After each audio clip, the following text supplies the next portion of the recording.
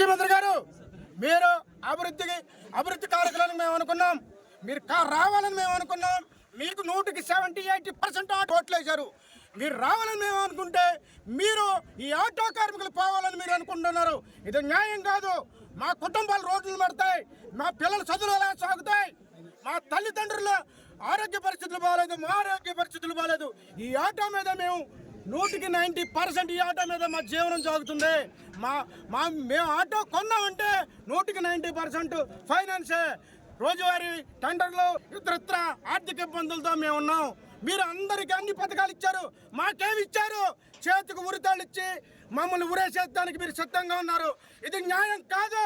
ముఖ్యమంత్రి గారు మీరు రావాలని మేము ఓట్లేసాం. మీకోసం మేము 25 సంవత్సరాల నుంచి మా ఆటోల్లో మీ తెలుగుదేశం జెండాలు, మీ జనసేన జెండాలు, మీ బీజేపీ జెండాలు కట్టుకు తిరిగాం. మిమ్మల్ని మేము తల్లిదండ్రులుగా భావిస్తే మీరు మమ్మల్ని చంపడానికి చూస్తున్నారు. ఇది న్యాయం కాదు.